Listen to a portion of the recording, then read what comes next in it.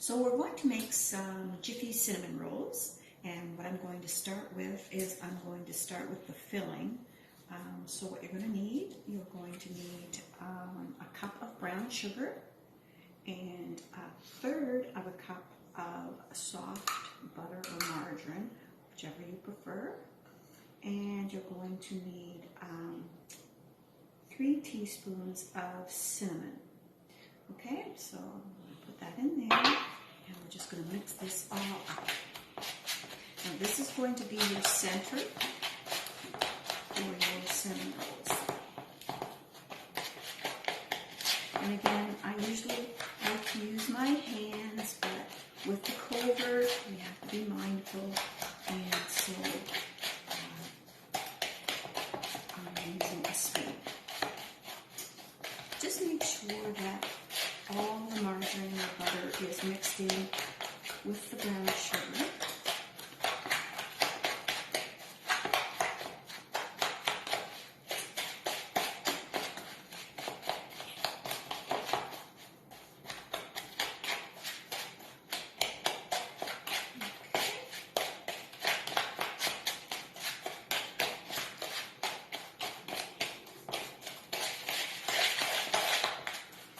What we're going to do is we're going to use our muffin tin, and we're just going to take a little bit, and I have washed my hands, so we're going to take a little bit and put in each muffin tin. Now I'm only going to make 6. You can make as many as you like. All you have to do is roll out your dough a little bit longer, and you can make a few more. I like to have mine nice and thick, so I don't roll my dough out quite so far. Okay? So as you can see, I've just filled the muffin tins with a little bit of this mixture. And I'm going to set this over here, and we're going to start with our Jiffy roll. So we're going to start with 2 cups of flour. I like to sift my flour, that's just me, but again. And then we're going to take 2 tablespoons of sugar, 4 teaspoons of baking powder. Make sure it's baking powder, not soda. Okay? And then half a teaspoon of salt and quarter of a cup of margarine. Okay? So I'll go over that again with you. 2 cups of flour, 2 tablespoons of sugar, 4 teaspoons of baking powder, half a teaspoon of salt, and a quarter of a cup of margarine, and make sure, or butter, and make sure it's cold. Okay? So then we're going to mix this all up. Make sure that your margarine and butter is mixed in well. I never really found a difference, but a lot of people like to use the unsalted butter. I usually just use what's over in the house. Okay, so just get it all crumbly up like that. And then we'll make a well or a little hole in your flour, like so. And you take a cup of cold milk and you pour it into the well. And you mix that up. Now, they do say the less you handle your dough, the better, because it isn't as tough. It stays a little more moist. I don't know. That's kind of what I've heard from the old ladies that I used to bake with when I was a kid. If you find it's just a little too doughy, add a little more flour. Okay?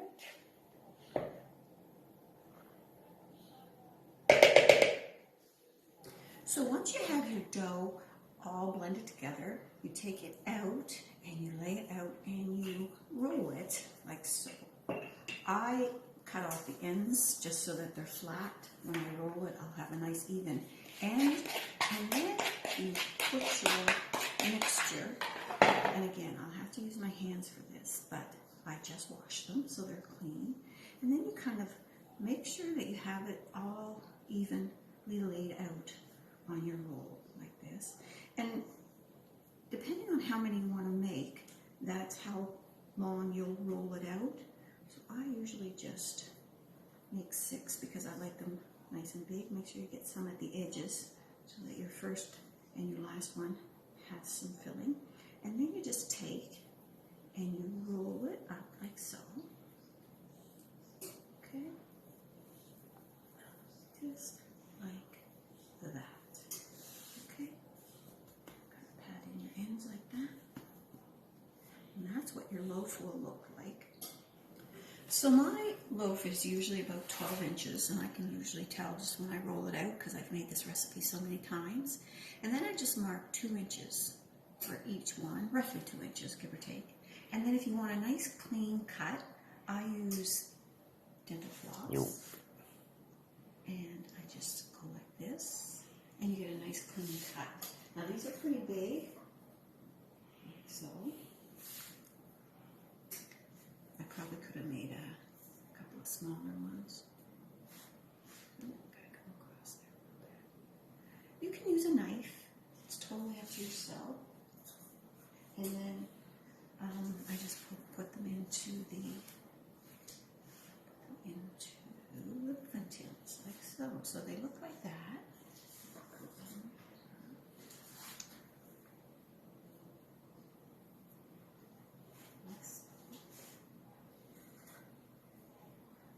Oops, there's my dental floss. There we go.